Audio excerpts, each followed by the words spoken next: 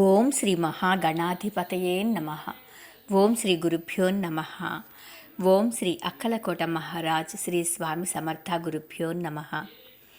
శ్రీ స్వామి సమర్థ జీవిత చరిత్రలో 23వ అధ్యాయంలో అంధుడైన బాలునికి చూపు వచ్చుట గురించి, 5 రాక్షసులకు ఆ బాలుడు వేదం చెప్పుట, నృసింహ సరస్వతి కూడా ఒక హరిజనుడితో వేదం చదివించడం గురించి తెలుసుకుందాము. ఒకసారి శివుబాయి అనే స్త్రీ తన కుమారుడితో స్వామి వద్దకు వచ్చి తన కుమారునికి పుట్టుక నుండి చూపు లేదని దయచూపమని స్వామిని వేడుకున్నది. శ్రీ స్వామివారు ఆమెతో ఇట్లా అన్నారు: అమ్మా, నన్ను పరీక్షించటానికి 5 రాక్షసులు రాబోచున్నారు. వారు రాగానే నీ పుత్రునికి చూపు వస్తుందని స్వామి పలికిన మరుక్షణమే 5 బ్రాహ్మణులు, భాషలో ఆరితేరిన వారు, శ్రీ స్వామిని పరీక్షించుటకై తమకున్న జ్ఞానముతో అహంకారపూరితులై మరియు శ్రీ స్వామివారు ఆచారం లేనివారని, ఎవరి వద్దనైనా ఆహారం స్వీకరిస్తారని అనుకుని శ్రీ స్వామివారి శక్తినే పరీక్షించడానికి అక్కడికి వచ్చారు. శ్రీ స్వామి సమర్థ ఒక్కరే అయినప్పటికీ ఆ 5 తనను పరీక్షించుటకు వచ్చారని గ్రహించి తన శక్తి ముందు ఆ 5 ఎంత? ఆ 5పై శ్రీ స్వామివారి శక్తిని ప్రయోగించటం అవసరం లేదని గ్రహించి ఆ 5పై శివుబాయి కుమారుడైన అంధుడిని వదిలారు. శ్రీ స్వామి తన మెడలోని హారం నుండి ఒక రుద్రాక్షను తీసి ఆ బాలునికిచ్చారు. ఆ బాలునితో ఈ బ్రాహ్మణులు ఏ ఉద్దేశంతో వచ్చారో, ఏమి అడగాలనుకున్నారో చెప్పి వారికి సమాధానం కూడా చెప్పమని ఆజ్ఞాపించారు. ఆ బాలుని శ్రీ స్వామి దగ్గరకు తీసుకుని ఒక పుష్పంతో అతని కన్నులను తుడిచారు. వెంటనే ఆ బాలుడు ఆ 5 వైపు తిరిగి వారి మనసులోని దాగియున్న అన్ని భావాలను బయటకు చెప్పి, వారు అహంకారంతో విద్యావంతులని, గొప్పవారని, వారి ముందు మిగతా వారు సాటికి రారని, శ్రీ స్వామిని కూడా పరీక్షించవచ్చారని, పైగా శ్రీ స్వామివారు అనాచారి అని, వారు 5 ప్రశ్నలతో ఇక్కడికి వచ్చారని ఆ బాలుడు అందరి ముందు చెప్పాడు. వారి ప్రశ్నలు ముక్తిని సంపాదించుట ఎలా అని, ఉపనిషత్తుల సారాంశము, యోగి మరియు ఆ యోగి యొక్క లక్షణములు మొదలగునవి అడగటానికి వచ్చారని ఆ బాలుడు చెప్పాడు. వారు వేసే ప్రశ్నలన్నిటికీ ఆ బాలుడు క్షుణ్ణంగా జవాబు చెప్పి వారి కళ్ళు తెరిపించాడు. ఆ బాలుని వాక్చాతుర్యం ముందు ఆ 5 బ్రాహ్మణులు ఆశ్చర్యపోతూ ఆ బాలుడు ఇచ్చిన ఉన్నతమైన సమాధానానికి ముగ్ధులై శ్రీ స్వామి సమర్థ చూపిన మహిమకు కళ్ళు తెరిచి శ్రీ స్వామివారి పాదములపై పడి క్షమాపణ వేడుకున్నారు. ఆ బాలునికి కూడా శ్రీ స్వామి సమర్థ కృపతో కళ్ళచూపు వచ్చింది. శ్రీ నృసింహ సరస్వతి కూడా ఒకసారి దారిన పోయేవాణ్ణి పిలిచి అతని వివరాలను అడగ్గా అతను శ్రీ స్వామికి నమస్కరించి తను హీనకులమున పుట్టినవాడినని, పూరి గుడిసెలో బ్రతుకుచున్నవాడినని చెప్పగా అతనిపై స్వామి కరుణ దృష్టి ప్రసాదించారు.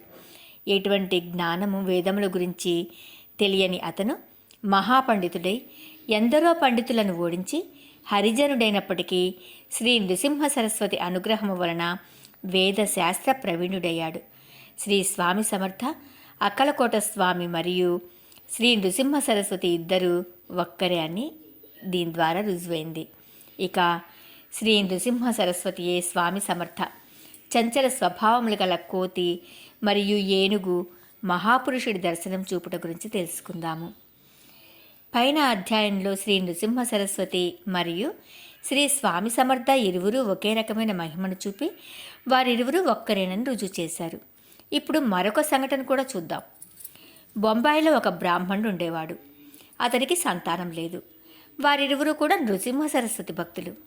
గాణ్గాపురానికి వెళ్ళి సంతానం కలిగితే 1000 మంది బ్రాహ్మణులకు భోజనం పెడతామని ఆ దంపతులు మొక్కుకున్నారు.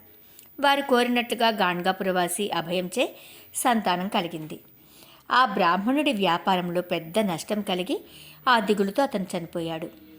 అతని భార్య శ్రీ దత్తుని పూజించగా శ్రీ దత్తుడు స్వప్నమునందు కనిపించి అక్కలకోటలో ఉన్న శ్రీ స్వామి సమర్థకు భోజనం పెట్టించు, 1000 మంది బ్రాహ్మణులకు భోజనం పెట్టినట్లు సమానమవుతుంది అని చెప్పి అదృశ్యమయ్యారు. ఆమె వెంటనే తన మొక్కును జ్ఞాపకం తెచ్చుకొని దానిని చెల్లించుట కోసం అక్కలకోటకు వెళ్ళి స్వామి సమర్థకు భోజనం పెట్టింది. భోజనం స్వీకరించిన తర్వాత శ్రీ స్వామి సమర్థ ఇట్లా అన్నారు: 1000 మంది బ్రాహ్మణులకు భోజనం ముట్టినది, ఇక దిగులు పడకు అని అన్నారు. శ్రీ దత్తుడు ఒక్కరే వారు నృసింహ సరస్వతిగాను స్వామి సమర్థగాను అవతరించారని మళ్ళీ ఈ లీలతో రుజువు చేశారు. అక్కలకోటలో ఒక కోతి అందరినీ ఏడిపించసాగింది. పైగా ఎవ్వరికీ లొంగేది కాదు. దాని బాధ భరించలేక చివరికి అక్కలకోట రాజావారి దానిని చంపవలసిందిగా ఆజ్ఞాపించారు. దానిని బంధించి స్వామి ఆజ్ఞ ప్రకారము శ్రీ స్వామివారి ముందుకు తెచ్చారు. శ్రీ స్వామి సమర్థ ఆ అల్లరి కోతిని దగ్గరికి తీసుకుని నెమ్మదిగా రాస్తూ, ఓ హనుమాన్, ఎవరిని బాధ పెట్టకు, ఇక నుండి నెమ్మదిగా ఉండు అని అన్నారు. ఆ కోతి ఆనాటి నుండి సాధువు వలె ప్రవర్తించింది. ప్రతిరోజు స్వామి కడకు వచ్చి కాసేపు కూర్చుని వెళ్ళేది. ఒక ఏనుగు కూడా ఇంచుమించుగా పైన చెప్పిన కోతి వలె అల్లరి చేయసాగింది. రాళ్లను విసిరేది. దానిని చివరకు మావటివాడు కూడా లొంగ తీసుకోలేకపోయాడు. ఒకరోజు శ్రీ స్వామివారు ఆ ఏనుగు దగ్గరకు వచ్చి తీవ్రంగా దానివైపే చూశారు. శ్రీ స్వామి తీక్షణ చూపు వలన ఆ ఏనుగు తట్టుకోలేక ఒక్కసారిగా తన స్వభావాన్ని మార్చుకున్నది. యోగుల దృష్టి ఎంతో గొప్పది. ఎంత కఠినాత్ముడైనా తప్పక మార్పు చెందుతాడు.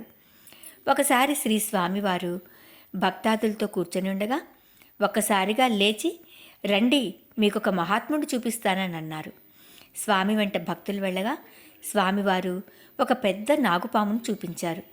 ఆయన గొప్ప మహాత్ముడని తన వెంట వచ్చిన భక్తులతో చెప్పారు. శ్రీ స్వామివారికి ఏ జీవి పూర్వజన్మలో ఏదో బాగా తెలుసు. కాబట్టి ఒక మహాత్ముడు నాగుపాము రూపంలో ఎక్కడో మారుమూల ఒక పెద్ద పుట్టలో దాగి ఉన్నా కనిపెట్టి భక్తులకు చూపించారు. శ్రీ దత్తుని అవతారమగు షిరిడి సాయిబాబా వారు కూడా ఒక కప్ప, పాము యొక్క పూర్వజన్మ వృత్తాంతము మరియు ఒక బల్లి యొక్క వృత్తాంతము, అలాగే 2 మేకల వృత్తాంతము, అవన్నీ పూర్వజన్మలో ఎవరో చెప్పారు. ఒక పెద్ద పులికి కూడా సద్గతినిచ్చారు. ఇక 2 తలల రాక్షసుడు, బ్రహ్మ తదాకార వృత్తి అనేదానికి అర్థం స్వామివారికి ఆజ్ఞను ఉల్లంఘించిన ఎదురయ్యే కష్టాల గురించి తెలుసుకుందాం. అక్కలకోటలోనే భీమారావు అనే అతడు ఉండేవాడు. అతని తలపై ఒక పెద్ద కణిత ఉండేది. దానివలన అతనిని అందరూ హేళన చేసేవారు. అతను చాలా బాధపడుతూ ఏం చేయాలో తోచక శ్రీ స్వామి సమర్థయే శరణమని నమ్ముకొని దర్శనానికి వచ్చాడు. స్వామివారు అతన్ని చూడగానే 2 తలల రాక్షసుడు వచ్చాడు అని అన్నారు. భీమారావు చివరకు శ్రీ స్వామి కూడా హేళన చేసినందుకు ఎంతో బాధపడి ఏడ్చి ఇంటికి వెళ్ళిపోయాడు. అదే రోజు మధ్యాహ్నం నిద్రలో శ్రీ స్వామి సమర్థ దర్శనమిచ్చి తన తలపై ఉన్న కణితను తాకారు. అతనికి మెలకువ వచ్చింది. చిత్రం ఏంటంటే ఆ కణిత మాయమైంది. అతను ఎంతో ఆనందించి శ్రీ స్వామి వద్దకు వెళ్ళి వారి పాదాలపై పడి వెక్కి వెక్కి ఏడ్చాడు. శ్రీ దత్తుని లీలలు చాలా చిత్రంగా గమ్మత్తుగా ఉంటాయి అనేదానికి ఇది ఒక నిదర్శనం. విష్ణుబువ అనే వేదాంతి ఉండేవాడు. అతను ఒకసారి అక్కలకోటలోని రాజుగారిని దర్శించి తనకున్న పాండిత్యాన్ని గురించి గర్వంగా చెప్పుకుని శ్రీ స్వామి సమర్థను బ్రహ్మ తదాకార వృత్తి అన్నదానికి అర్థం చెప్పమని అడిగారు. శ్రీ స్వామి మౌనంగా ఉన్నారు. స్వామి మౌనాన్ని చూసిన ఆ వేదాంతి తాను అడిగిన ప్రశ్నకు జవాబు ఇవ్వలేకపోయాడని, అటువంటి వారిని స్వామి అనడం తగదని అనుకున్నాడు. ఇది జరిగిన కొన్నాళ్లకు ఆ వేదాంతికి ఒక స్వప్నం వచ్చింది. ఆ స్వప్నంలో కొన్ని వేల తేళ్లు మీదకు వస్తున్నట్టు కనిపించాయి. పైగా ఒక తేలు కుట్టింది కూడా. ఆ దెబ్బతో స్వప్నంలో గట్టిగా అరిచాడు ఆ వేదాంతి. పక్కనే మరి ఒకడు ఆ వేదాంతిని నిద్రలేపి అరవటానికి గల కారణాన్ని అడగగా జరిగిందంతా వేదాంతికి అతను వివరించాడు. కొన్ని రోజుల పిదప మళ్ళీ ఆ వేదాంతి శ్రీ స్వామి సమర్థను కలిసి బ్రహ్మ తదాకార వృత్తి అంటే ఏమిటని అడిగాడు. శ్రీ స్వామి సమర్థ వెంటనే ఇట్లా అన్నారు, తేళ్లు కలలో కనిపించినంత మాత్రమునకే కేక పెట్టావు. నీవు వేదాంతం మాట్లాడటమేంటి? బ్రహ్మ తదాకార వృత్తి అంటే సులభమైనదనుకుంటున్నావా? అది ఏరుకోవడానికి రోడ్డు మీద పడే వస్తువా?